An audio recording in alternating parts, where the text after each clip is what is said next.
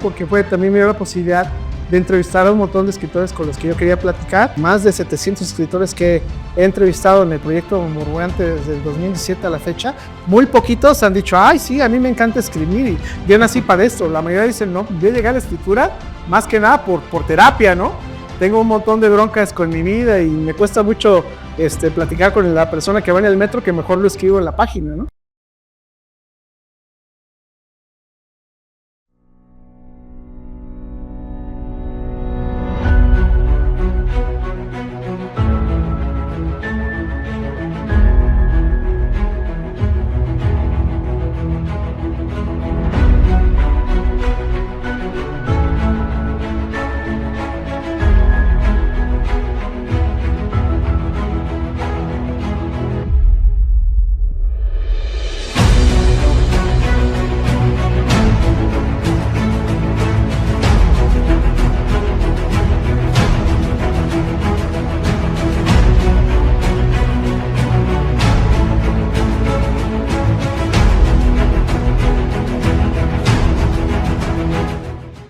Hola, ¿qué tal, amigas, amigos?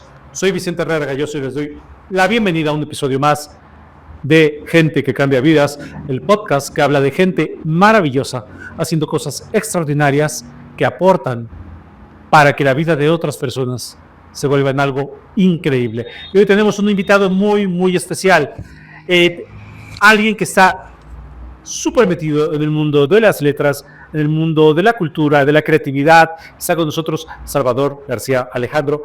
Él es escritor, es un periodista cultural, es un divulgador de la lectura y que ha tocado la vida de muchas personas, particularmente jóvenes, a través de sus artículos, a través de su programa Murmurante TV, que nos viene a hablar también de eso que está padrísimo.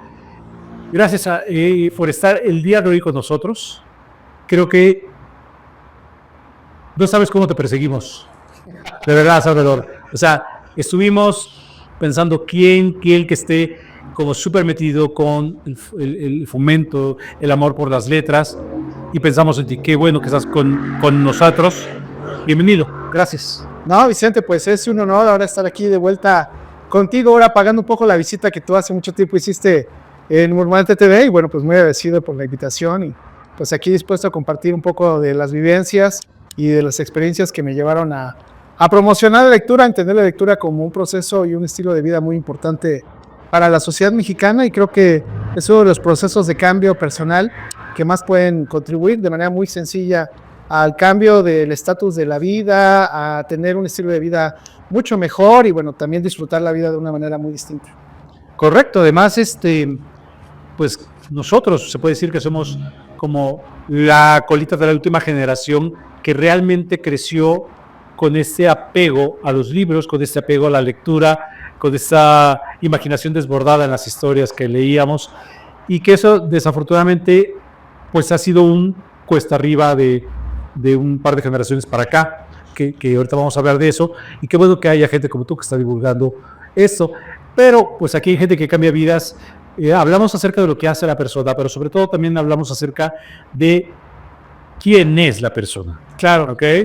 Entonces, queremos saber quién es Salvador, qué es lo que llevó a Salvador a estar el día de hoy desde ese escenario que lo lleva a hacer lo que hace. Entonces yo empezaría preguntándote, háblanos un poco de tus primeros años, de tu infancia, de las influencias que pudo haber en esos primeros años. ¿Cómo fue tu infancia? ¿De dónde eres tú? Pues mira, yo nací pues muy cerca de aquí, en el Parque de los Venados. Sí, aquí atrás. Ajá, y bueno, pues desde muy chiquito viví en el sur de la Ciudad de México, en la colonia Joco, justamente ahí donde está la primera cineteca. Bueno, la segunda, porque la primera estaba en Tlalpan y se quemó. Correcto, y después la pasaron para acá. Exactamente, a Joco, y ahí muy cerquita del IMED. Y bueno, pues mi infancia, yo fui un niño muy feliz, muy normal, pero me gustaban los cómics desde muy chiquito. Entonces, desde ahí empezó mi gusto por la lectura, ¿no? Porque era, digamos, libritos, ¿no? Revistitas con muñequitos, pero también con letras. Y pues particularmente dos personajes a mí me gustaron, que fueron los que, digamos, me influyeron para estudiar la carrera de comunicación, que eran Peter Parker, que trabajaba en un periódico, y Clark Kent, ¿no? Que trabajaba en un periódico. Entonces dije, pues debe ser un trabajo muy genial ser reportero, ser periodista, independientemente de ser superhéroe, ¿no? Entonces, como pues ellos estaban metidos en muchas aventuras, en su vida nada más como reporteros, ¿no? Bueno, en el caso de Peter era un reportero gráfico, ¿no? Que tomaba fotos y se destacaba sobre los demás porque le tomaba unas fotos padrísimas a Spider-Man, ¿no? Y en el caso de Villachica, en el caso de Superman, pues la única competencia real que tenía pues era Luisa Lane, ¿no? Entonces siempre había esta competencia de la chica formada en la universidad, en Metrópolis, y este muchacho venido de un pueblo pequeño, Villachica, ¿no? Que también era un talento para la escritura, y desde ahí me gustó mucho el tema de la lectura, y bueno, yo creo que es una de las maneras que yo sigo recomendando a todo el mundo, ¿no? Cuando dicen, es que mi hijo no quiere leer, es que no le gustan los libros, pues cómprale cómics y vas a ver cómo se enamora. Es una buena técnica, ¿eh? Es una excelente técnica. Fíjate que hasta me sacaste de onda un poco cuando dijiste Villachica, porque me remontaste pues, a nuestra época. Claro. Porque ahora es Smallville. Smallville. Sí, pero es lo mismo, ¿eh? Smallville, Villachica. Claro. Entonces, sí, estoy totalmente de acuerdo contigo. Creo que los cómics han sido, son y seguirán siendo la puerta de entrada para muchos niños y jóvenes al placer de leer. Y coincido mucho contigo, me toca mucho lo que dices porque me identifico mucho. O sea, yo empecé la lectura, que leí mucho, sobre todo de adolescente, joven, a través de los cómics, ¿no? Mi héroe favorito, mi cómic favorito era El Hombre Araña. Cada jueves iba al mercado a comprar ya el Hombre Araña, ¿no?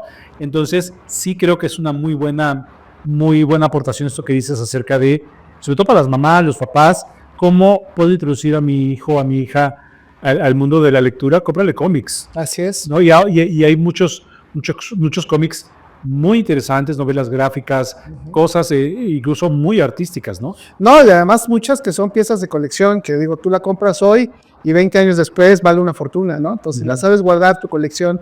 Y hay gente que se dedica a eso, tú lo sabes, ¿no? Hay convenciones nacionales e internacionales de gente que colecciona cosas de cómics.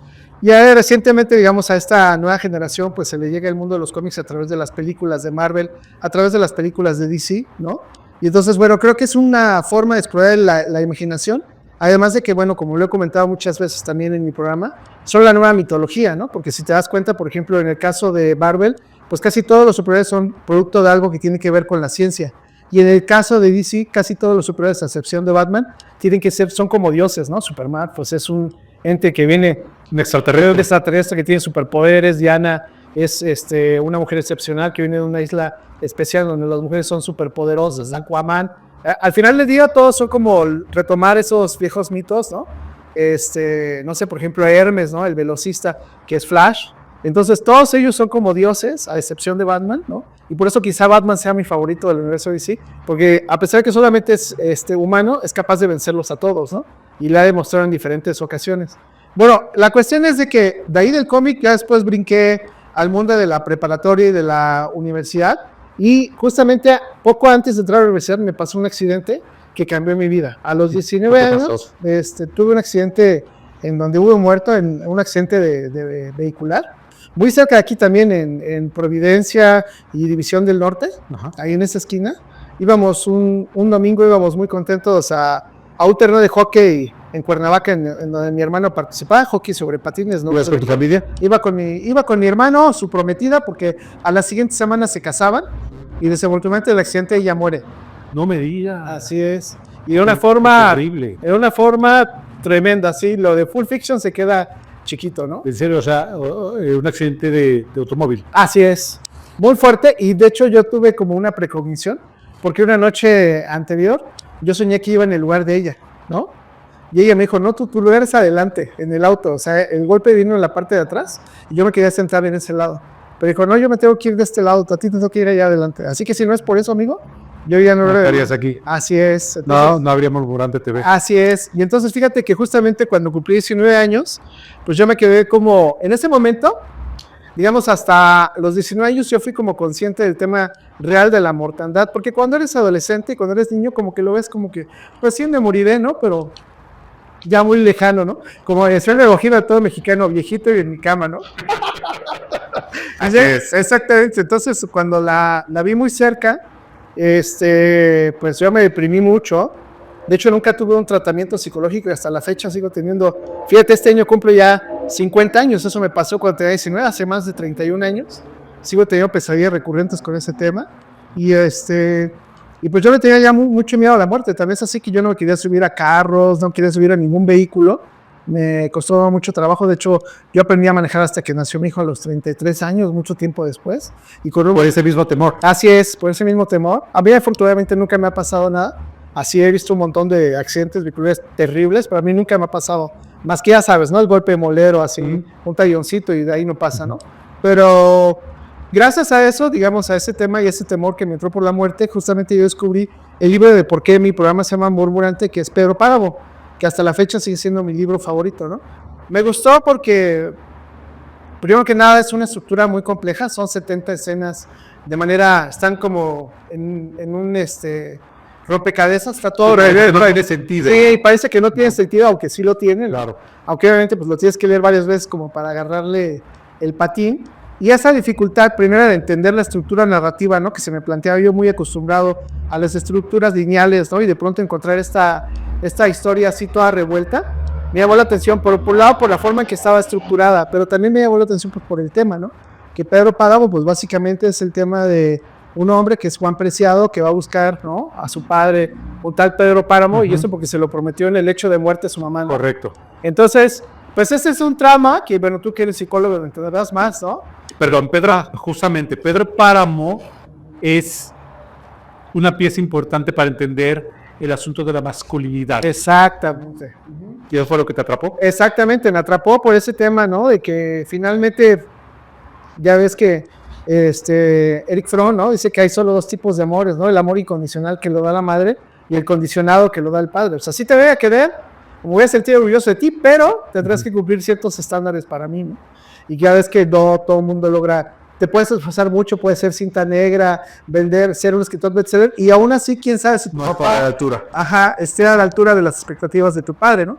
Y en ese caso, bueno, Pedro Páramo es eso, en la búsqueda de la masculinidad, la búsqueda de la figura paterna, pero también todo el tiempo está presente el tema de la muerte, ¿no? Porque pues va a Comala, que es un pueblo que son puros murmullos. De hecho, la novela se va a llamar Los Murmullos. El primer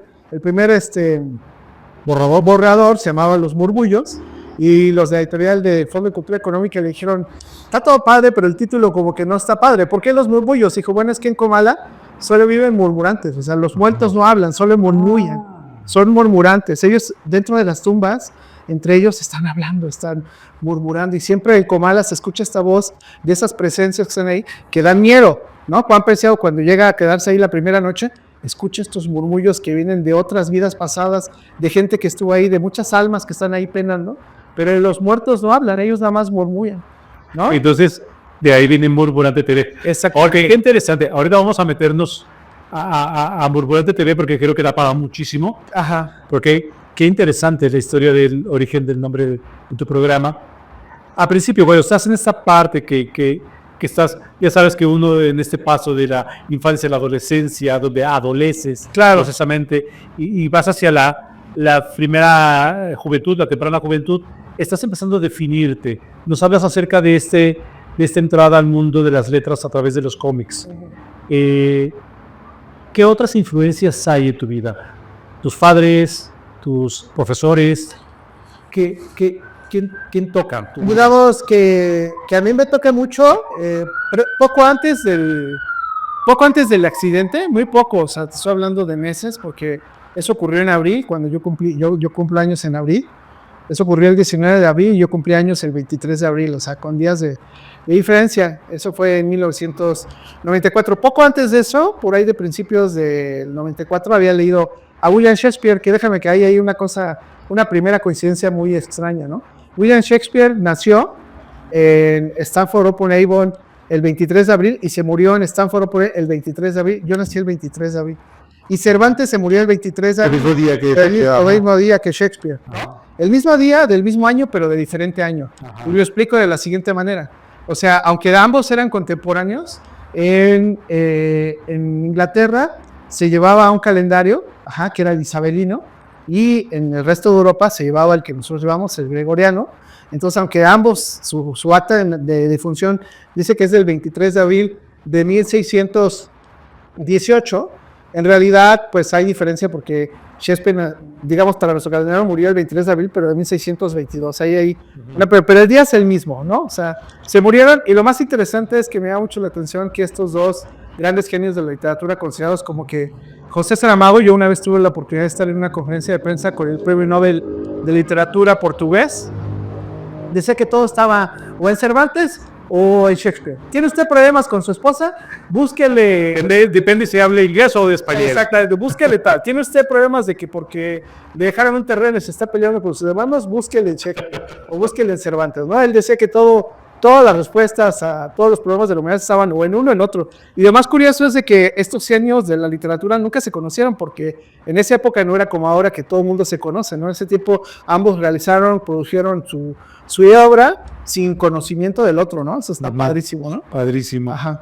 Y entonces es una gran influencia Shakespeare para mí, sobre todo la primera obra que yo leí de él, que fue Hamlet, ya sabes, la eterna, ¿no? La de cajón. Sí, exacto. Y fíjate que ahí está algo muy interesante porque en El Príncipe de Dinamarca, pues Shakespeare maneja esta dualidad muy interesante, ¿no? O sea, porque no sé si saben un poco la trama de la obra, pero bueno, a su padre lo traicionan.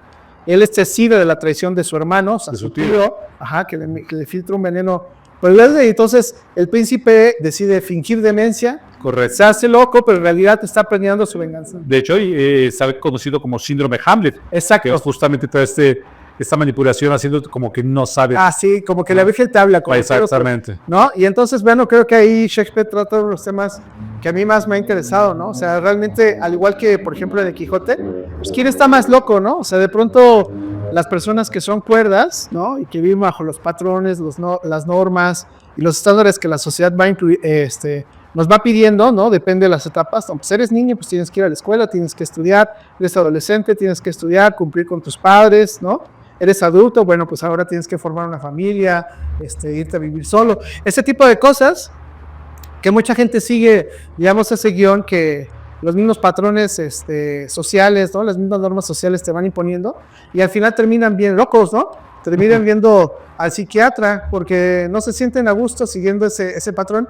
Y hay otros, o habemos muchos otros, ¿no? Que desde muy temprana edad somos como rebeldes, pero no en el sentido de que somos anarquistas y queremos destruir el sistema, sino que simplemente pues nos gusta como seguir otros senderos, ¿no? Irnos por otros lados, ¿no? No seguir como la ruta convencional. Y yo creo que eso también ayudó mucho a que me volviera pues un lector muy crítico, ¿no? Porque me gustaba mucho irme por otro lado, ¿no? O sea, a mí me recomendaban ciertos tipos de libros y no me interesaban esos, yo me iba por otros lados. Y hasta la fecha, ¿no? Por ejemplo, ahora muchos de mis colegas que se dedican al book talk y que son booktubers y que han trabajado este tema, pues siempre están hablando de las novedades y todo. Y yo también hablo de las novedades, pero también me gusta hablar de muchos libros que ni siquiera son novedades, que los puedes conseguir en Donceles por 5 pesos. Justo eso es lo que me atrae muchísimo de lo que haces, porque te centras en material que, digamos, no está tan dentro de la corriente de la moda, ¿no? Pero es material muy importante y tu crítica literaria y lo que aportas, de lo que ese material te puede aportar a la vez, es algo que creo que es súper rescatable de todo lo que haces. Pero eso empezó desde chavito. Sí, desde muy joven yo empecé con la lectura. También porque cuando yo iba en la prepa, pues no era yo muy popular, ¿no? Estaba yo muy gordito y pues todas las chicas. Todos tenían novio, pues mi novio era la biblioteca, ¿no? Yo me repasaba, yo era el ratón de biblioteca, ¿no? Pero bueno, a la larga, pues tiene sus ventajas, ¿no? Estar clavado con el mundo de libros, porque pues entiendes un montón de cosas, empiezas a desarrollar mucho el pensamiento crítico, como tú bien mencionas también, el pensamiento creativo, e incluso uno que, no sé si conoces, un autor que se llama Edward de Bono, sí, que le llama el pensamiento lateral, incluso, ¿no? Claro, totalmente. O sea, pensar por otro lado, ¿no? Ajá. Salirte como de la caja. Lo que dicen los gringos, salir de la caja, exactamente. Ir por otros, ir encontrando respuestas. A veces es sorprendente porque tú te vas por otro lado. Cuando tú te vas por otro lado, la gente te tira de loco y luego pasan 15 años, 10 años y todo el mundo está de ese lado que decían que estaba mal, ¿no?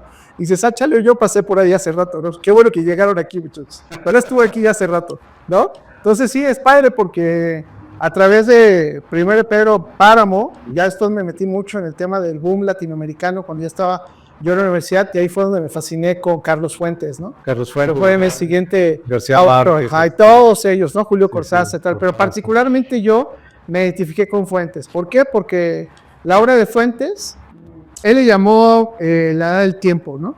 Él era un gran admirador de Cervantes, era un gran admirador de Balzac, y así como de Balzac tenía un nombre para el conjunto de su obra, Carlos Fuentes tenía un nombre para el conjunto de la suya, que era el tiempo. A Fuentes le fascinaban dos cosas. ¿Qué demonios es México y qué es el tiempo? ¿No? Sí, porque para Fuentes todos los tiempos de México, o sea, el México precolombino, prehispánico, la colonia, la época de la independencia, la Revolución Mexicana y la época contemporánea, eran como una cebolla, ¿no? O sea, México tiene todas estas tapas y si tú vas al Zócalo, pues puedes encontrar desde un palacio de la colonia, ¿no? Simplemente el Zócalo, ¿no? En donde ahorita está tocando Fito Páez, justamente, ¿no? Que es este lugar en donde estaba el Templo Mayor, ¿no? Y entonces el México contemporáneo, ¿no? Con sus edificios en Reforma, en Insurgentes. Ahorita ya viene fascinando cómo Insurgentes se va transformando de tanto en tanto, ¿no? Sí, Fuentes hacía mucha referencia, por ejemplo, a la Plaza de las Tres Culturas. Exactamente, ¿no? Donde encuentras la pirámide, el edificio colonial, y el edificio moderno, todo en un amalgama. En un mismo espacio. Exactamente. Entonces, y para Fuentes, pues era ese tema de la simultaneidad de los tiempos, ¿no? O sea, no es porque Cortés llegara aquí hace 500 años y nos conquistara, sino porque Cortés y la Malinche siguen estando con nosotros en nuestras conductas, en nuestros comportamientos. No es porque Tlatoani, Moctezuma, Cuauhtémoc o Cuitláhuac vivieran hace 500, sino que nosotros seguimos viendo, tú lo ves ahora con Morena, pues esta figura del Tlatoani, ahí está bien claro, ¿no? Cómo lo seguimos experimentando nosotros, ¿no? Y cómo somos un pueblo aguerrido, o sea, de los mexicanos podemos decir misa, pero somos buenos para los trancazos y nos encanta, ¿eh? Sí, nos sí. encanta. Trancazos literales y simbólicos. Así es. ¿No? Y tenemos una gran capacidad de resiliencia. Así es. Creo que también está eso en nuestra idiosincrasia. Qué interesante, Salvador.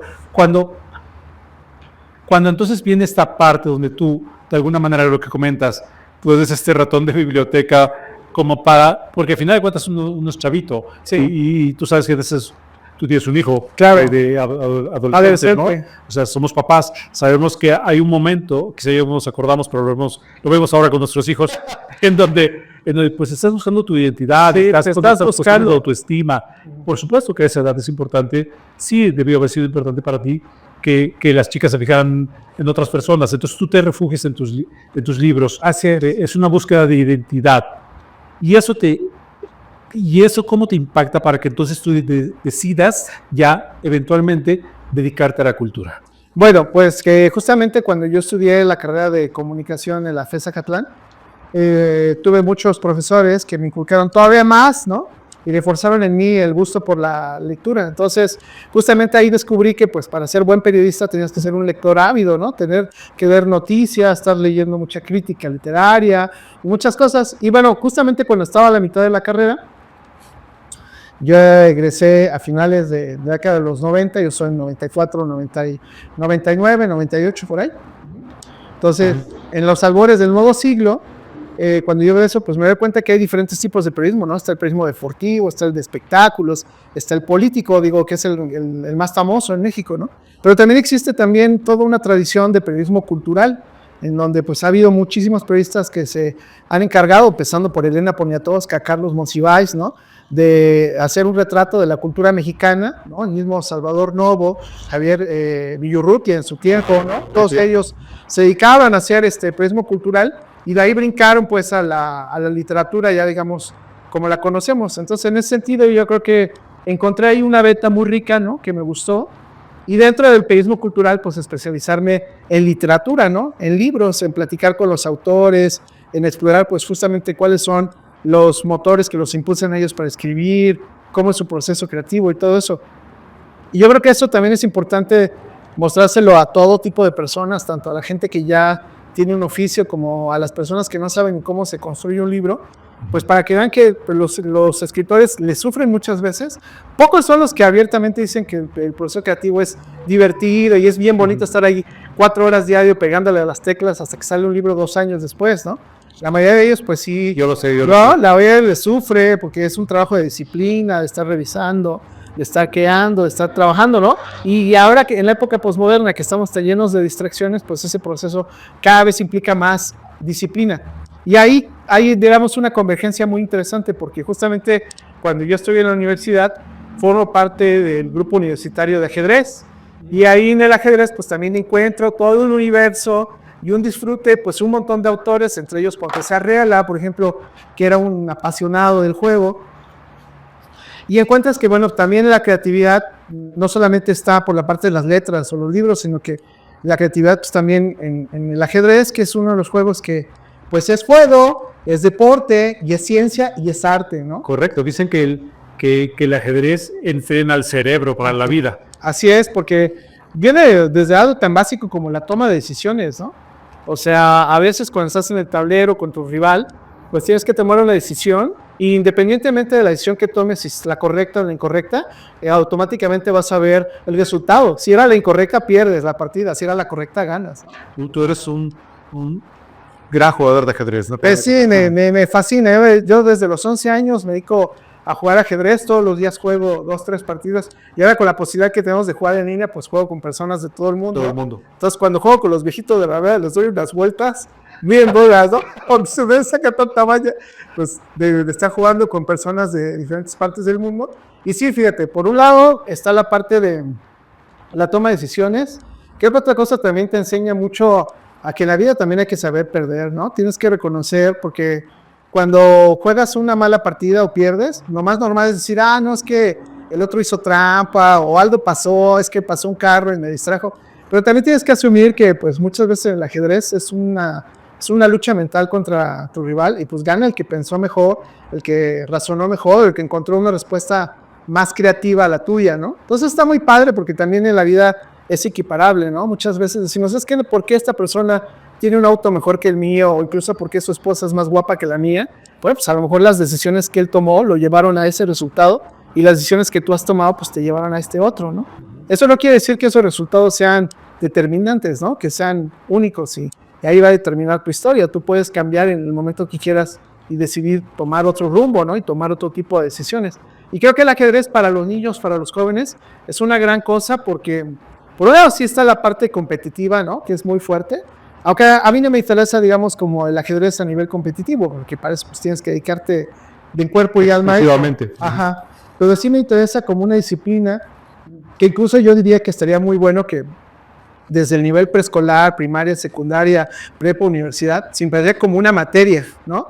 Porque sí te prepara para la vida en el sentido, te digo, particularmente en el tema de la toma de decisiones, y sobre todo, fíjate que hay una parte muy interesante en el juego, que el juego combina dos partes: la estrategia, que como todos sabemos la estrategia es un plan, elaborar un plan para encerrar al rey contrario, y la otra la táctica, cómo le vas a hacer para que ese plan llegue a buen término, ¿no? Entonces, en la parte táctica es en donde a veces tienes que sacrificar piezas, ¿no? Cambiar piezas de mayor valor por menor valor para obtener un resultado mejor. Ahí es donde está la toma de decisión. Exactamente. O sea, aquí voy a cambiar mi dama, pero voy a tener aquí un mate después, ¿no? Como en la vida, ¿no? Una cosa que le digo luego a mis pacientes es, para mí, desde mi perspectiva, ¿cuál es un evidente signo de que una persona se ha convertido en adulta? Cuando impera la decisión de lo que me conviene y lo que es mejor para mí sobre la decisión de lo que me gustaría o que me da placer. Claro, exactamente. ¿Tienes que sacrificar? Sí, pues es que a veces es tan lógico para los que estamos afuera, ¿no? O sea, hay personas también, yo como profesor universitario lo veo, ¿no? Tanto en mis alumnos como a veces con mis compañeros, ¿no? Que se quejan de su mujer y todo el tiempo están hablando mal de su mujer, y su vida es una tragedia por su mujer. La respuesta es bien sencilla: cambia tu mujer, ¿no? Deja a tu mujer y ya. Pero ellos no lo pueden ver, ¿no? O hay gente que dice, de mi trabajo, se me hace muy pesado, me pagan muy poquito, ya me enfermé, estoy muy estresado, tengo mucha ansiedad. Deja tu trabajo, ¿no? Cámbiate de trabajo. Pero la gente no le ve, ¿no? O sea, a veces las decisiones más sencillas, como tú dices, renunciar a un trabajo, renunciar a una relación en aras de tu bienestar, la gente le cuesta mucho trabajo, ¿no? Tenemos ese tema del apego, ¿no? Que está muy arraigado también en nuestra cultura mexicana. ¿Y cómo lo ves tú? ¿Crees que esto tiene que ver con hace un momento lo dijiste, esta nueva época en donde todo es inmediato, donde todo cuesta más trabajo porque es el placer momentáneo, tenerlo inmediatamente y que pase? ¿Tú crees que esto que estás diciendo está relacionado justamente con que se tomen decisiones más precipitadas y por tanto muchas veces más erróneas de las actuales generaciones? Sí, es que también tenemos este tema de que tomamos, como dices tú, decisiones muy a la ligera y muy precipitadas y no vemos más allá de lo que sigue, ¿no? Lo inmediato. Lo inmediato, sí, y en el ajedrez es algo de eso, ¿no? O sea, a lo mejor yo te cambio esta pieza por esta en esta, pero después de 3 movimientos más adelante, ¿cómo vamos a quedar? Y entonces los jóvenes solo ven el intercambio momentáneo de piezas, pero no ven cómo va a quedar después la posición o el tablero, ¿no? Y quién va a quedar con mayor ventaja. Y ahora, si te das cuenta, pues todo es este rollo del efímero. Quizá por eso es que tanto, no sé si tú lo has notado, pero yo he notado mucho en redes sociales que existe como una gran tendencia a rescatar la filosofía estoica, ¿no? Los estoicos, sí. Ajá, que sacrificaban, digamos, este placer instantáneo por un bien mejor adelante, ¿no? Y lo mismo pasa en el ajedrez, a veces tienes que sacrificar una pieza que vale mucho en aras de ganar, ¿no? Ganar la partida.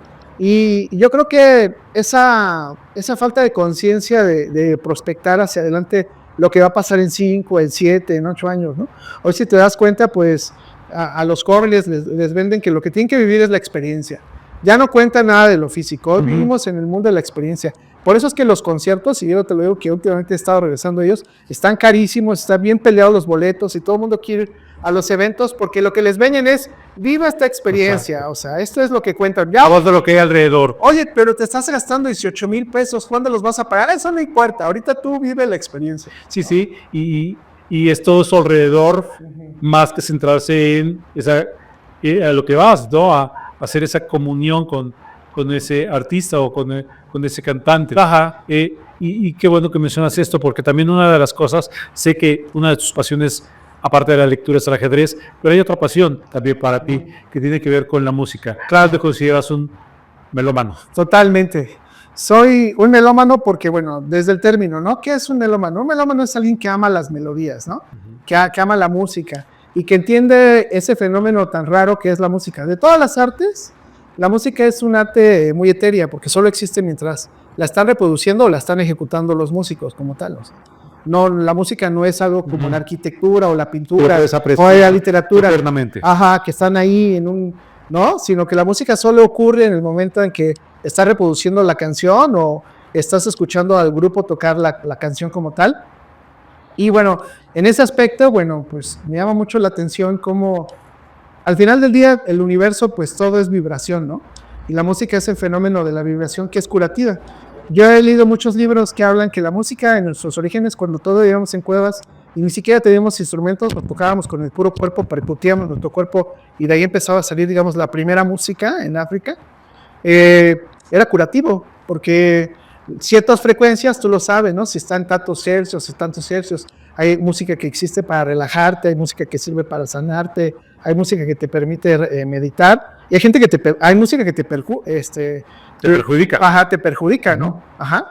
Entonces, en ese sentido, es muy interesante cómo toda la música es vibración, y cómo muchas de las vibraciones, pues, justamente llegan hasta tu mente, tu corazón, tu cuerpo, que literalmente te mueven, ¿no? O sea, yo no conozco a alguien que no vaya, no sé, a un concierto de Metallica, y aunque no sepas qué va con la música, todo el mundo está así, durmiendo, morir de la cabecita, ¿no? Conectas, y todos estos estudios que hay acerca de cómo impactan, por ejemplo, las vibraciones al agua, ¿no? O a la ciencia. Así es. Y ya en un sentido mucho más emocional, eso que dices, por ejemplo, lo de Metallica, ¿no? Este descubrimiento, esta anagnórisis de que estás conectando con algo y después viene esta catarsis donde haces que ocurra algo, que haya un cambio, que es justamente como los griegos, por ejemplo, utilizaban el arte, ¿no? Sí, totalmente, y es por eso que mucha gente, por ejemplo, cuando realmente disfruta de su evento o de su concierto, el otro día está todo totalmente agotado, porque también es una mezcla de energías, ¿no? Se mueven muchas energías cuando se junta un público tan masivo con las vibraciones musicales, se hace una especie ahí como de ritual, ¿no? Místico, energético, emocional, muy fuerte, ¿no? Y sobre todo, bueno, si tú tienes una conexión ya especial con determinado género, determinado artista, ¿no?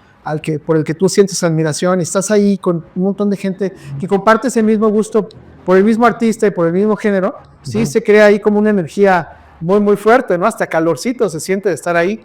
Pero también otra cosa que creo que es importante, pues la musicoterapia, ¿no? Cómo la música ha sido utilizado últimamente, ¿no? Pues para curar un montón de males, ¿no? Que Emocionales. viene desde hace muchísimo. Sí, claro, pero que digamos es una tendencia de los últimos 50 años para acá, ¿no? La famosa musicoterapia. Y también, pues yo, por ejemplo, les digo a los chicos, ¿no? Yo, por ejemplo, que soy coleccionista de vinilos, que ya tengo más de 7,000. ¿7,000 viniles? Ajá, wow. Y la mata sigue dando. Ahí debe haber un billete, ¿no? Sí, un billetazo. Sí, un billete ahí de por medio. Pero bueno, a lo que voy es de que, bueno, hoy como tenemos acceso tan fácil a la música, le das clic y puedes escoger la canción que tú quieras, del artista que tú quieras, del género que tú quieras. Es más, si no conoces el género, el mismo algoritmo te dice, ¿quieres saber de jazz? Pues aquí te ponemos un setlist de 50 rolas de jazz para que más o menos ubiques el género, ¿no? Pero creo que el tener acceso tan fácil a la música le ha perjudicado el tema de la apreciación de la misma, ¿no? Un ejercicio que muchos músicos recomiendan, muchos psicoterapeutas recomiendan, es que de pronto nos aislemos de este mundo, de esta esfera como digital, ¿no? De poder escuchar cientos, miles de canciones en un día, y nada más tomamos el tiempo de escuchar 3 piezas, ir buscando como esa variación de la música, porque hoy hay tendencias, ¿no? Muy claras, como el tema del reggaetón, de los corridos tumbados, del ritmo urbano, que bueno, tú sabes bien que nuestra generación pues, está peleadísimo con ese rollo, ¿no? O sea, no les damos placer en este tema, ¿no? No estoy muy seguro de que algún día esté Peso Pluma aquí sentado. Para Exactamente, pero bueno, a lo que voy es de que está padre, ¿no? Que las nuevas generaciones se identifiquen con esa música, pero también está padre que exploren, ¿no? Porque yo creo que todo el mundo, ustedes han visto esos videos padrísimos de los niños descubren a Queen, ¿no? Los niños descubren a los Beatles, ¿no? Los niños escuchan a Led Zeppelin, ¿no? Y se sorprenden, ¿no? A Mozart. A Mozart.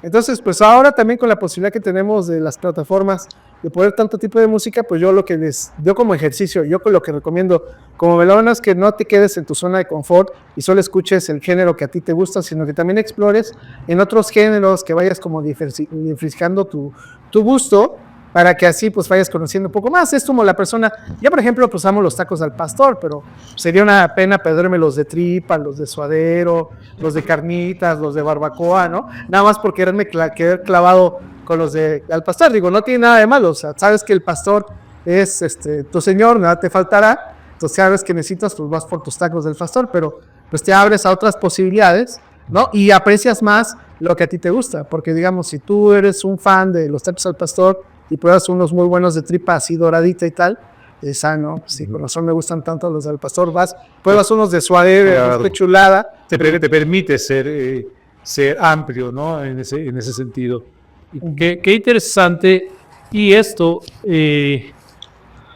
evidentemente todos estos frentes culturales que tienes, los condensas de alguna forma en los proyectos que haces.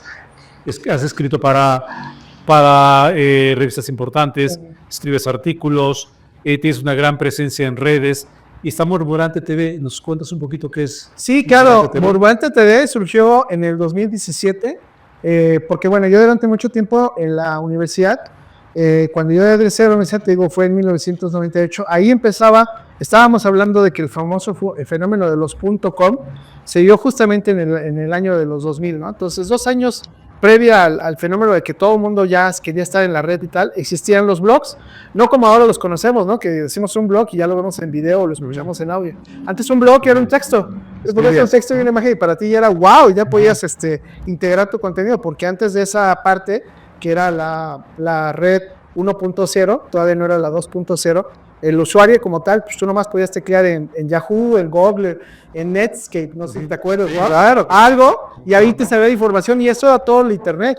Y ya después, digamos, en esa forma 2.0, fue en donde tú ya como usuario de la red podías también contribuir con tu contenido. Entonces, digamos que durante mucho tiempo, desde el 2000 hasta el 2017, Murmurante fue como mi bitácora, porque yo entrevisté a un escritor que se llamaba Sergio Pitable, en paz descanse, un escritor veracruzano muy importante, claro, porque él tradujo un montón de formalistas rusos, particularmente a Anton Chekhov, y pues él me decía que él cuando era chavillo, pues en su época ni computadora sabía, entonces lo que hacía que su papá, que era contador, en esos libros de contabilidad iba poniendo el título del autor, cuánto tiempo le llevó leerlo y qué le había parecido.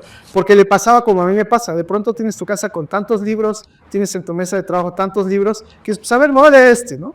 Lo empiezas a leer, vas a la mitad y dices, chua, esto me suena. Lo terminas y dices, ching, ya lo había leído y no me había gustado. Ya me había leído. Entonces, para que no te pase eso, empecé a hacer primero murmurante, digamos así, en Blogspot. Y ya después, con unos amigos que tenían un estudio, ¿no? Los del Monkey Studio me dijeron, ay, ¿por qué no hacemos esto ahora en video? Para que llegues tu bitácora en video. En ese tiempo no existía TikTok, que por cierto parece que mañana va a dejar de existir en Estados Unidos. Ajá. Y dije, bueno, ok. Y lo empezamos a hacer y me gustó mucho porque también me dio la posibilidad de entrevistar a un montón de escritores con los que yo quería platicar, ¿no? Y también como abrir esta ventana para la otra parte del proceso, porque está muy padre conocer el texto, pero también está padre conocer la persona que lo escribió y cuáles fueron sus motivaciones, lo que yo te decía, también cuál fue todo su trabajo creativo.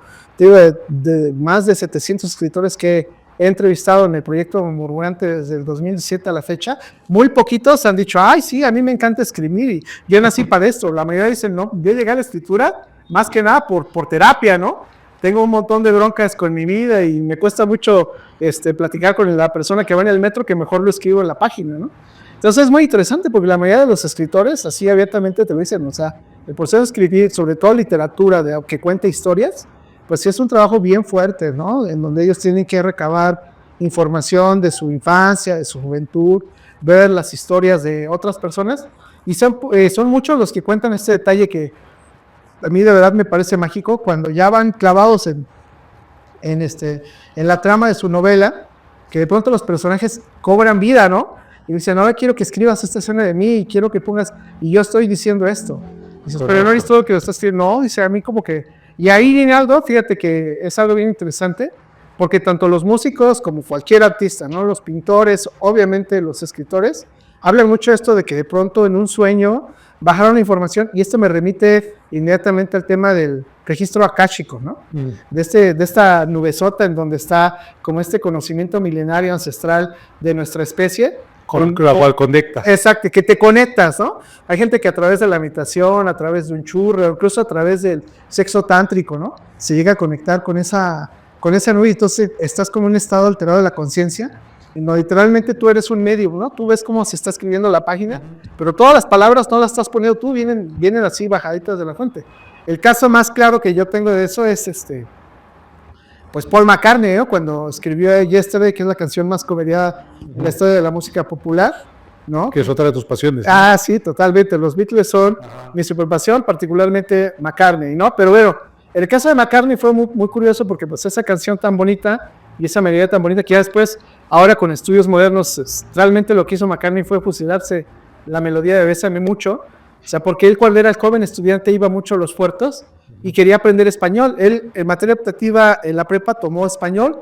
Le gustaba platicar con los marineros que llegaban al puerto de Liverpool y hablar en español. De hecho, en sus conciertos por estar en Latinoamérica siempre dice, ahora voy a hablar un poquito de español, porque a él le gusta mucho la musicalidad del idioma. Bueno, el caso es que en su casa su papá, Gene McCartney, pues tenía un piano, él había trabajado en un cabaret, ¿no? Era un músico ahí de segunda mano, pero había música, ¿no? En su casa, y en las fiestas, las reuniones familiares, los cumpleaños, pues había música en vivo porque su papá y él se ponían a tocar ahí el piano, ¿no? A lo que va es que, bueno, pues obviamente Paul, entre todas esas influencias, escuchó por ahí el tema de Consuelo Velázquez, Bésame Mucho, y con el paso del tiempo esa melodía le llegó otra vez, pero en forma de Yesterday. Entonces él ya nomás le puso la letra, y fue muy chistoso porque llegó al estudio de Abbey Road y le dijo a George Martin, el productor, oye, ¿esta canción es tuya? No. Oye, ¿has escuchado esta canción? Le dijo a George Harrison, no. Le dijo a Ringo, ¿esta canción no es tuya? No. Le dijo a John Lennon, no, ¿y esta canción no es tuya? No, entonces debe ser mía. Porque si nadie ha escuchado, pues entonces es mía, ¿no? Porque él pensaba que había escuchado por ahí en algún lugar. Que hay todo, no recuerdo exactamente el nombre, pero cuando hay piratería, hay un tipo de piratería que se distensa, que se está inconsciente, ¿no? Ah, sí, que es un homenaje. Ajá. Pero que tú no, o sea, sí te pirateas de alguna forma la melodía, pero sin querer piratearse. En algún momento de tu vida escuchaste la melodía y ya se te quedó, te gustó, y la traes, y años después te se la raya en otra canción. Sí, pasa, y le ha pasado a un montón de artistas, ¿no? Entonces, bueno, yo creo que eso también está muy padre. Bueno, le pasó a Lana del Rey, pero sí. con Creep, pero se pirateas Creep, exactamente, pirateate a otra, no Creep. Claro, pero sí, así le ha pasado a un montón de gente, ¿no? Como Oye, y entonces, perdóname. Entonces todo esto lo desobas en Murmurante TV. Oye, ¿a dónde te lleva Murmurante TV? Te ha abierto muchas puertas, ¿correcto? Sí, totalmente. Fíjate que principalmente la de Claro TV, en donde estuve 7 años, que fue una experiencia muy padre porque justamente yo pues estaba dando mis clases y de pronto me hablaron y me dijeron, oiga, ¿usted hace Murmurante TV? Sí, pueda presentarse en Claro Video. Y dije, estos me quieren cobrar los de Telmex, ¿no? Y después, no, pues claro que no. Y ya me vieron a hablar como a las 4 horas. No, en serio, estamos hablando del estudio de Claro Video.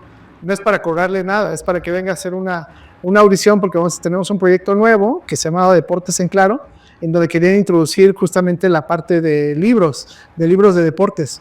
Entonces, cuando yo me fui a entrevistar con el productor, ¿no? Resultó ser que era un amigo mío de la universidad, ¿no? Ya sabes, esos conectes, ¿no? Sí. Ahí, y entonces él me dijo, oye, ¿pero tú crees que puede haber una sección de libros de deportes? Sí habrá libros en el conocimiento del productor, ¿no? Él me dijo, sí habrá la cantidad de libros porque necesitamos un libro por semana. Le digo, no, amigo, libros de deportes, pues haya pasto, o sea, no los vamos a acabar, nunca más los que se publican constantemente, ¿no? De todas las disciplinas, karate, natación, béisbol, fútbol, bueno, ajedrez, ¿qué te digo? Un montón de libros, ¿no? Hasta de billar hablamos, ¿no? De boxeo, de toros, todo tipo de deportes hablamos. Y bueno, pues justamente Murmuante me abrió esa puerta y también me abrió la puerta de poder participar en un proyecto de radio que se llama Sector FM, en donde estuve también 2 años colaborando.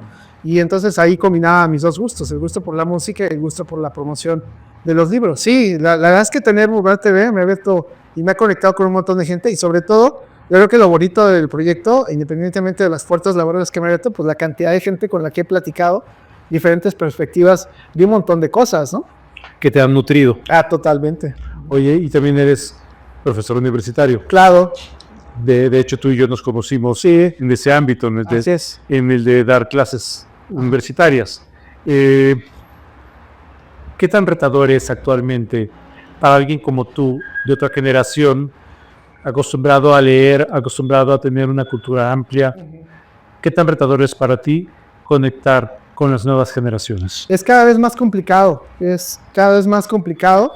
por un montón de cosas, ¿no? Que tienen que ver con muchos cambios sociales, con el tema de las ideologías, ¿no? Con el tema del el woke, que le llaman, ¿no? Híjole, ha sido un batallar muy, muy fuerte y pues cada vez lo vemos, ¿no? O sea, simplemente cuando yo estoy por cumplir ya 25 años como docente y cuando yo llegué, por ejemplo, a la universidad en donde trabajo, el promedio de nuestros egresados era como de 8.1 y ahorita está como en 7, ¿no? O sea, bajó un punto porcentual en 20 años, ¿no? Es muchísimo. Y de hecho hay una tendencia y hay varios estudios científicos que hablan que desde el advenimiento de las redes sociales y todo este tema de las ideologías, la sociedad humana como tal, el coeficiente intelectual de nuestra especie va en decremento, o sea, vamos para atrás, ¿no? Entonces, lejos de ser... Estamos involucionando. Vamos evolucionando, vamos para atrás, ¿no? Porque bueno, antes un alumno tú le decías, y en Acatlán todavía pasa, ¿no? A un alumno tú le dices, ¿vas a leer este libro esta semana? Y el alumno dice, sí, no, bueno. Y dices eso a los alumnos donde yo trabajo y te dicen, no, ¿qué pasó, profe? ¿Qué le pasa? Por si no es tortura, ¿no? ¿Qué es eso de leer? ¿Qué es eso de leer? Y si les das unas cuantas copias, para ellos ya es un trabajo complejo porque no tienen el hábito, ¿no? Entonces pasamos para que hayan logrado, de que les digo, pasamos de leer libros completos de 3, 4, yo por ejemplo me acuerdo que cuando daba nuestras clases, tuve un grupo de 3 chicas a las que las dejé leer en 3 meses 9 libros, o sea, leímos 3 libros por semana casi, libros solamente pequeños, ¿no? Pero fueron 9 libros, que es un récord ya ahora ya impensable, porque eso fue hace 20 y tantos años. Hace 10 años, cuando les dejaba leer un libro completo, ya les costaba mucho trabajo. Y ahora el hecho de dejarles el capítulo de un libro, o sea, ve cómo hemos ido disminuyendo en cuanto a la carga, ¿no? Y uno de los temas que hemos visto es que, por ejemplo, como nuestros egresados tienen que enfrentarse al famoso examen EGEL, pues en el área transversal, que es comprensión lectora y redacción indirecta, pues muchos salen pelas, ¿no? Porque todos los demás conocimientos del área disciplinar, por ejemplo, gastronomía, psicología, comunicación, lo que hayan estudiado, lo dominan, pero ya cuando les preguntan sobre temas de que, a ver, ¿qué dijo esta lectura y cuál fue la intención del autor? Y dicen, caray. Podríamos decir cuando las preguntas de cultura general. En general, sí. ¿No? Suena terrorífico, la verdad es que suena terrorífico ahorita escuchándote. ¿A qué le atribuyes esto? Evidentemente creo que hay un gran peso de las redes sociales, de esta inmediatez, ¿no? Pero creo que hay otros factores alrededor, y uno de esos factores, corrígeme si me equivoco, desde mi perspectiva, pero tú que estás más metido en la docencia, yo ya no estoy metido en la docencia, pero tú que estás más metido en la docencia, las escuelas se han vuelto blandas. Sí, las escuelas y los padres. Es que ha sido un problema, ¿no? O sea, es un problema triple, porque por un lado, en las escuelas siempre ha habido el problema de los profesores que son repetidores, ¿no? Y eso ya, híjole, es un tema... ¿A qué te refieres? Que ahorita lo voy a explicar. Es un tema pedagógico bien complicado, ¿no?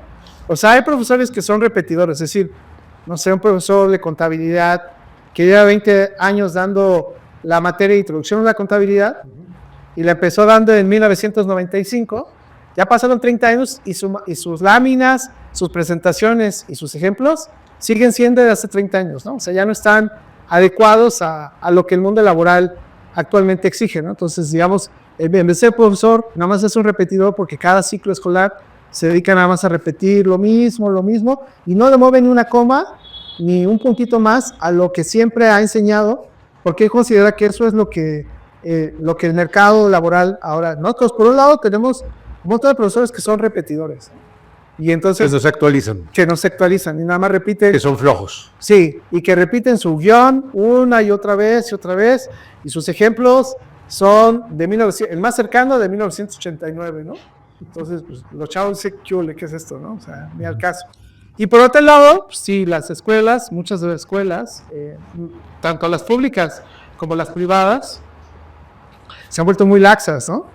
Ya ves que con este tema de la nueva escuela mexicana, pues no los puedes reprobar porque les puedes causar hasta un trauma a nivel... Como la vida no te reprueba, ¿verdad? Ajá, exacto. Entonces no los puedes reprobar porque me los vayas a traumar y entonces pues imagínate con cuántas deficiencias ya cuando llegan a la prepa, ya cuando llegan a la universidad, pues dices, ¿cómo puede llegar esta persona hasta acá, no? Y por lo mismo de la laxitud tanto en escuelas privadas como públicas. Y por otro lado está el tema de los padres, ¿no? La enorme responsabilidad por parte de los padres, que muchos padres de nuestra generación o aún más jóvenes que nosotros, que dicen, bueno, pues yo cumplo con llevar a mi hijo a la escuela.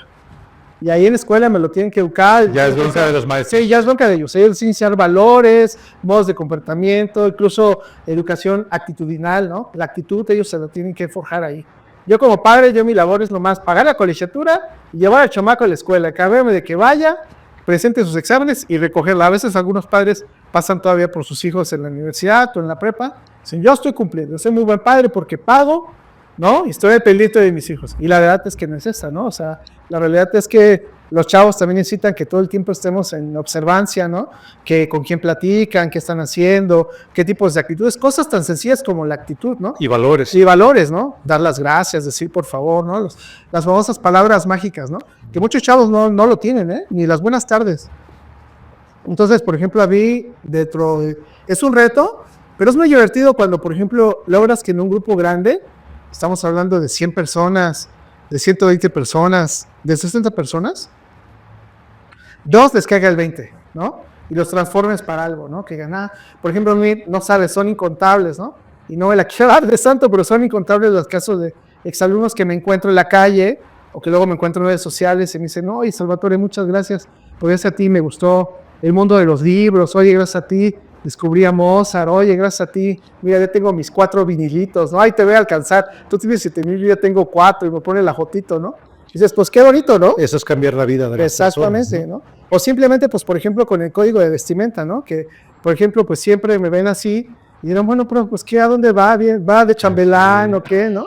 Que déjeme decirle, amigos, amigas, así como me ve a Salvador, así de dandy, yo no recuerdo una sola vez, desde que lo conozco hace añísimos, no verlo como dandy, ¿eh? Sí, porque fíjate que esto es algo que yo se lo heredé mucho a Leonard Cohen. Ahí te voy a contar, Leonard Cohen pues fue un poeta, músico canadiense que se murió hace poco, hace unos 5 años más o menos, Y él era hijo de sastres. Entonces, desde muy pequeño siempre andaba trajeado. O sea, tú lo veías en sus fotos de 4 años y con su traje de 3 piezas, sus tirantes, ¿no? Entonces, por ejemplo, era algo muy chistoso porque en la década de los 60, cuando él empezó a cantar música de protesta, pues todos andaban de mezclilla. Y entonces él lo intentó un tiempo de vestirse de mezclilla, pero decían, la mezclilla se me hace el material de lo más incómodo. Uno puede decir, ¿cómo es posible? Él se sentía perfectamente a gusto en su traje y de lunes a domingo utilizaba su traje. Y entonces un día le dijeron, ¿por qué usas traje? Entonces una de las explicaciones que dio de David Saberson es porque soy hijo de un sastre. Y ellos decían, ¿y eso qué? Eso lo explica todo. O sea, mi papá yo nunca lo vi en fachas, ¿no? O sea, mi papá siempre andaba al nivel. Y luego, por otro lado, ya después, más tiempo después, como cuando tenía como 60 años, el maestro Leonard Cohen decía, mira, es algo muy sencillo de entender, ¿no? O sea, el caballero de suyo, o sea, el promedio de los hombres somos feos, no somos como las chicas, que la mayoría son bonitas. La mayoría nosotros somos feos. Entonces, imagínate, hombre feo, luego mal vestido. Ahí está la respuesta. Está la respuesta, ¿no? Entonces, le truqueas. Le truqueas. Sí, pues ahí le tuneas un poquito, pero échate la mano un poco. Soy Salvador. Está padrísima la plática. Pues, afortunadamente el tiempo ya sabes que nos... Sí, Claro, pero quiero preguntarte todavía algunas cosas. Una es, ¿qué sigue para ti? ¿Qué estás haciendo ahorita? ¿Qué sigue? Pues yo creo que ahora uno de mis planes así ya más concretos para este año es escribir ya mi libro. Ya muchos de mi generación ya escribieron su libro. Tú ya escribiste 2 o 3 libros. 3 libros, fíjate, ya me ganaste. Y ya quiero escribir también los míos, pero ya los míos yo los quiero hacer de literatura y sobre todo literatura infantil y juvenil, que creo que es un lugar en donde es muy importante porque es un espacio formativo. A diferencia de nosotros, que cuando éramos niños los únicos clásicos que eran, pues eran los de Perrault, Los clásicos. los clásicos, ¿no? Pues hoy hay mucha diversidad en México, en Latinoamérica en general, hay un montón de autores chilenos, argentinos, mexicanos, ¿no? Que se han encargado de pues darle un refresh muy interesante a esta zona de la literatura infantil, y sí estoy convencido que si tú formas a un niño lector, aunque después en su adolescencia, digamos, momentáneamente abandone los libros, no, el niño que quiere ser lector ya se amoló, porque el adulto va a tener que regresar a fuerza a su origen, ¿no? Entonces creo que este país sí, eso es como muchas editoriales tienen esta consigna, ¿no? Vamos todos por un país de lectores. Creo que si leyéramos, pues muchas de nuestras diferencias y muchos de nuestros conflictos, ¿no? Como el tema de la igualdad del respeto, quedarían rápidamente solucionadas si todos nos pusiéramos a leer, seríamos más empáticos, ¿no? Porque tú leyendo aquí, en esta colonia, puedes entender lo que sufre un niño, por ejemplo, en Turquía o en la Franja de Gaza, o lo que viven las personas que viven en Siberia, ¿no? En donde están a 19 bajo cero, ¿no? Y te puedes dar cuenta de que todos al final del día pasamos por lo mismo, ¿no? Nos morimos, nos preocupa pagar la renta, nos preocupa que nuestros seres queridos les pueda pasar algo. Todos por nuestros hijos. Exactamente, entonces a todo mundo le pasa lo mismo, ¿no? Y todos nos enfrentamos a lo mismo. En la adolescencia, la búsqueda de la identidad, en la adultez, pues con la consolidación, dejar algo para las demás generaciones. Y pues el momento que mucha gente le da la vuelta, pues el tema de ir, que te das cuenta que con cada año, pues cada vez estás más cerca del hoyo, ¿no? Entonces también, ¿cómo vas a afrontar ese momento que va a pasar, ¿no? Y por más vueltas que tú le des, tienes que verlo. Y fíjate que en ese sentido, pues yo he encontrado mucho consuelo, lo que al comienzo de nuestra plática dijimos que yo me volví todo lo que soy a raíz del accidente que me pasó a los 19 años, ¿no? Que me dio un miedo tremendo a la muerte, y pues de eso me acerqué mucho al hinduismo, al budismo, y de esas pues me quedé con el cristianismo, ¿no? Finalmente fue en el cristianismo, ¿no? Católico, en donde pues yo he encontrado como mucho ese consuelo, ¿no? De que debe haber por fuerza algo más allá de la muerte. No creo que la muerte sea final, sino nada más un proceso de transición a otra cosa. Y independientemente de eso, también he leído un montón de libros que hablan de las famosas experiencias cercanas a la muerte, que me dan mucho la atención, que personas en diferentes generaciones, en diferentes épocas, de diferentes culturas, todas narran lo mismo. O sea, cuando te mueres, pasa toda tu vida en segundos la película, se te apagan las luces, ves la famosa luz al final del túnel, te acercas a esa luz, y cuando pasas el umbral, sientes un amor orgásmico, que no acaba nunca. O sea, sientes como que una fuerza amorosa te abraza y sientes calientito, estás bien a gusto ahí. Entonces, esa idea está padre. Está padre, ¿no? Interesante. Estamos tratando de contactar a un doctor español que se dedica a toda esta cuestión, el doctor Sanz Segarra. Estamos tratando de contactar una entrevista y sería bien interesante. ¿Cómo no? ¿No? Finalmente, si pudieras, en tu largo saber literario, si pudieras recomendarnos 3 libros que tú consideres que podrían ser pieza fundamental para desarrollar el amor por la lectura o para disfrutar simplemente la lectura. Pues yo sé que bueno que ahorita vienen y mandado a hacer y que pues en muchos lugares está, pues es El poder de la hora de Eckhart Tolle, que es un libro que a mí también me ayudó mucho en este periodo cuando te digo que yo había sufrido el accidente, porque me llevó mucho hacia el mundo de la meditación, ¿no? El poder de la hora de este escritor alemán Eckhart Tolle, que pues, se ha vendido un montón de veces, que lo puedes conseguir en donde sea, pues te habla de la importancia de que pues mucha de la ansiedad es que le proyectas mucho, tu mente proyecta mucho hacia algo que ni siquiera ha pasado, ¿no? Y mucha de la depresión es que tu mente está anclada en algo que ya pasó. Entonces, creo que en nuestra sociedad se mueve mucho en ese paradigma. Estamos muy clavados con broncas, equivocaciones, decisiones que tomamos en el pasado que nos deprimen. ¿Qué hubiera pasado si esto? Ya sabes, las famosas chamarras mentales, ¿no? Pues, ¿qué hubiera pasado si le hubiera dicho? ¿Qué hubiera pasado si me hubiera quedado con? ¿Qué? ¿No? Entonces, ahí viene mucha fuente de depresión. Y en el tema de la ansiedad, oye, ¿qué va a pasar cuando me jubile? ¿Qué va a pasar? Exceso de pasado y exceso de futuro. Exactamente. No el ahora. No el ahora, ¿no? Entonces creo que ese libro pues te enseña de una manera muy sencilla, te lo explica, ¿no? De que pues en este momento, que es lo único que tenemos, pues puedes cambiar, puedes crear, puedes estar. Y este momento pues está diseñado para que lo disfrutemos. Pero como estamos tan ateriados en este tren de alta velocidad que es la era posmoderna, que todo tiene que ser rápido y todo lo tenemos que conseguir y tenemos que meter en esta lista de checks un montón de cosas, ¿no? Entonces se nos pasa el momento presente. Ese es uno. Y luego otro que yo creo que estaría padre que todo el mundo conozca es el de 100 años de soledad de Gabriel García Márquez. En cuanto a literatura, me parece pues uno de los libros, igual que Pedro Páramo, súper complejo. Si logras entrar en él, pues ya estás en un nivel de lectura bastante alto, porque hoy tenemos este otro fenómeno. La verdad es que los jóvenes leen un montón y traen su Kindle cargado de un montón, pero la verdad es que mucha de esa literatura son novelas juveniles, que está bien, ¿no? Uno tiene que empezar.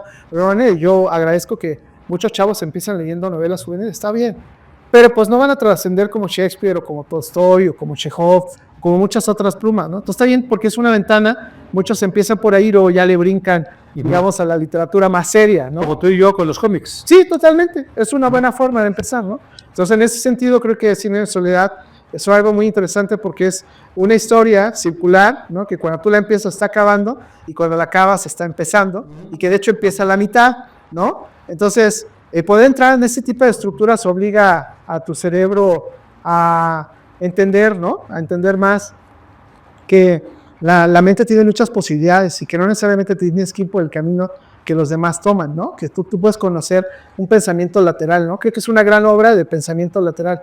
Puedes ir por otros rumbos y llegar a otros resultados inesperados, afortunados, la mayoría. Y finalmente uno que se vendió mucho el año pasado, si lo creas, de Brian Tracy, que bueno, es un libro muy sencillo, que a mí me encanta y que cualquiera puede leer, y que es un gran... Nuestro productor lo ama. Sí, lo ama. Pues es que Brian Tracy para mí es uno de los grandes coaches. Ya ves que hubo una época... Pero ¿no? también para mí también. Ajá. Que hubo una época que pues, ya la tomaban hasta guasa, ya todo el mundo era coach de todo, ¿no? Sí, claro. Pero Brian Tracy sí es un gran coach, ¿no? Y te explica de una manera muy sencilla, pues el tema de cómo el pensamiento, la mente subconsciente opera en ti y que básicamente todas las respuestas que tenemos, y eso te lo dice el hinduismo, te lo dice el budismo, te lo dice el cristianismo, te lo dice muchas religiones, muchos libros filosóficos como el estoicismo, ¿no? Realmente no necesitamos nada de afuera, todo lo que necesitamos ya lo traemos, como el famoso libro del romanticismo de Pantagruel, no sé si lo sepas, ¿no? Que cuando él nació, ya nació con todas las esposas, elefantes, estufas, comida, dinero, o sea, todo salía del vientre de su madre, todo lo que iba a ocupar a lo largo de su vida, nació con él, ¿no? Entonces, en ese sentido, pues pienso lo mismo, o sea, realmente la respuesta nunca va a estar afuera, está dentro de nosotros, pero el sistema que nosotros hemos vivido, se encarga de construirnos o crearnos necesidades, porque imagínate tú, Un hombre que se siente pleno en cualquier edad, una mujer que se siente plena en cualquier edad, ¿qué le vendes? Correcto. O sea, la persona que... Entonces siempre están creando necesidad, Ajá. Necesidad. Soy parte de este sistema envolvente y revolvente Así de es. mercadotecnia, ¿no? Sí, exactamente. Entonces, cuando tú te das cuenta de que puedes tener una tarjeta de crédito con 270,000 pesos, pero no ocuparla para nada, dices, estoy del otro lado. O cuando puedes ir al Buen Fin, al Black Friday, al como llamen, estar ahí envuelto en la vorágine de ver cómo todo el mundo se lleva pantalla, ropa, se pelean por los cosméticos, es decir, yo no necesito nada de esto y estoy bien con eso, ¿no? Ajá. Entonces, a ese tipo de personas al sistema no le gusta, ¿no? Porque no sé si a ti te ha pasado, a mí me ha pasado que te hablan del banco. Oiga, señor García, usted tiene un crédito tal y no lo ha ocupado. Sí, ¿No lo piensa ocupar? Sí, bueno, pero ahorita no. Pero ¿por qué? ¿No? Si Depende. Sí, Si todo el mundo lo ocupa. si todo el mundo lo ocupa. O cuando a mí me pasó, me pasa luego, que es el Buen Fin o el Black Friday. Ajá. No vas a ir a comprar Yuke. ¿Para qué? No, Si voy a comprar Yuke. Y le sorprende a la gente. Sí. O no compraste nada, no compras nada. Le sorprende a la gente. Sí, tienes razón. Así es. Ok. Siempre terminamos el episodio haciendo una pregunta. Tú has tocado muchas vidas, particularmente jóvenes, que les has aportado, les has cambiado la vida a través de la introducción a la cultura, al arte, a la literatura. Pero a mí y a todos los que nos ven nos gustaría saber, ¿y a Salvador García quién le ha cambiado la vida? Híjole, un montón de personas también me han cambiado la vida. Pues fíjate que yo en la FES Zacatlán tuve un profesor de literatura cubano que se llamaba Fernando Faxas. Y era una maravilla porque siempre llegaba trajeado con sus tirantitos, ¿no? De ahí copié el estilito, ¿no? Y aparte de que nos daba una muy buena clase de literatura latinoamericana, que el hombre era experto en eso, nos enseñó mucho a hacer juguetones y a curiosear. Y fíjate que yo creo que de ahí parte todo, ¿no? Yo creo que si hay una palabra que a mí me define más allá de creativo, cultural, o docente, o lo que quieras, es que yo me considero una persona curiosa. A mí todo me llama la curiosidad, todo. O sea, cuando me subo a un avión, digo, bueno, ¿cómo es esto posible? ¿Cómo es que esta cosa que pesa tantas toneladas está volando? ¿No? O sea, ¿cómo el planeta es que está flotando en el espacio y no se cae para ningún lado, ¿no? ¿Dónde es arriba, dónde es abajo? ¿O por qué el agua que está en los océanos, no sé si tú sepas, los océanos cuando no se juntan? Hay divisiones entre un océano y otro, ¿no? Sí, muy marcados, ¿no? ¿Por qué pasa eso? Entonces, ¿o por qué tiembla, ¿no? ¿O qué es una tormenta solar, ¿no? ¿O cómo están diseñadas las mujeres? Eso me llama mucho la atención. ¿Cómo estamos diseñados nosotros, ¿no? Entonces, todo me llama la atención. Yo creo que la curiosidad es la base del conocimiento. Cuando tú eres curioso realmente, dices, bueno, quiero saber qué es la luna, de qué está hecha, cómo funciona. Quiero saber qué es la sangre y cuáles son sus funciones. Quiero entender por qué tenemos un hemisferio izquierdo que hace estas cosas, un hemisferio derecho que hace estas cosas, ¿no? ¿Qué pasa en el momento de la muerte? ¿Qué pasa en el momento del nacimiento? ¿Qué pasa en el momento del orgasmo? ¿Qué pasa cuando dormimos? ¿No? O sea, de todo, ¿no? ¿Cómo funciona un podcast? ¿Cómo opera Netflix? O sea, yo te quiero ver, la primera vez que usé Netflix, y bueno, ok, aquí estoy viendo el video, pero este video debe estar almacenado ¿en qué formato? ¿Y cómo lo Bueno, me he pasado, de verdad, así como ingeniero, noches enteras tratando de averiguar cómo funciona, ¿no? El amor por la curiosidad Así es una de las piezas fundamentales de la psicología actual, de la psicología positiva. Uno de los grandes valores del ser humano. Así es, totalmente. Y entonces, ¿este profesor te cambió la vida? Totalmente. Él me cambió la vida. Otro profesor que acaba de morir, que se llamaba Lupito, que era maestro de historia, es una gran personalidad, ¿no? Recientemente murió el año pasado y bueno, ha marcado generaciones ahí en Acatlán, era una de las grandes vacas sagradas y a mí me gustaba porque cuando yo era su alumno, me acuerdo que decía, van a ir a la feria del libro y me van a traer un libro y le decíamos, profesor, somos estudiambres. Ah, yo nomás digo que lo traigan, yo no estoy diciendo que lo compre, ¿no? Porque él había sido formado en la época de la Rusia, en la perestroika, y fue a estudiar su doctorado de historia en Rusia. Entonces tenía como muchas de estas ideas socialistas muy chistosas, ¿no? Y, Todos de todos. ajá, sí, exactamente. Todo. Entonces él decía, no, pues a mí me lo traen, yo le estoy diciendo que lo compre, ¿no? Y él nos cambió su forma tan amena, nos sentaba así como en fórums, tenía su sillita y nos sentaba alrededor y nos contaba la historia de una manera tan sabrosa que incluso los que no nos interesábamos en ese momento por la historia, hacía que te enamoraras de la historia, ¿no? Entonces, bueno, esos dos profesores, y bueno, en el caso del periodismo, pues mi maestro Martín Camacho, que sigue dando clases allá en Acatlán, pues para mí es una figura, yo creo que es como mi ideal de ser profe, ¿no? Que yo lo veía siempre joven, llegaba siempre con nuevas ideas, y aunque nosotros tuvimos varios cursos o varios semestres con él, un curso y otro nunca era igual, siempre cambiaba, había muchas variaciones, adecuaciones, nos ponía a leer un montón. Me acuerdo que con él leíamos un libro a la semana, imagínate, durante 6 meses, ¿cuánto leíamos? ¿No? Y aparte nos ponía que hiciéramos reseñas, escribíamos en máquinas electrónicas, no existían ni computadoras, ¿no? Entonces, el amor por la lectura de la escritura y sobre todo por la docencia del periodismo, se la debo a él y el gusto por el tema, ¿no? De que en el periodismo, el objetivo fundamental es contar historias, pero básicamente es a través de la verdad, ¿no? Y ahí nos encontramos en el fenómeno del posmodernismo, en donde sabemos que pues, el que pierde más gana la tecnología, gana la derecha, gana la izquierda, pero la que pierde más siempre es la verdad. Es la ¿no? verdad. O sea, por ejemplo, en una guerra, ¿no? Como la que está en Ucrania y Rusia, ¿qué está pasando realmente en el frente de guerra? ¿Quién sabe? Porque los medios, digamos, corporativos nunca nos van a informar a 100 qué es lo que está pasando. ¿Qué está pasando en la Franja de Gaza? Pues quién sabe, ¿no? ¿Qué está pasando en Los Ángeles, California en estos momentos?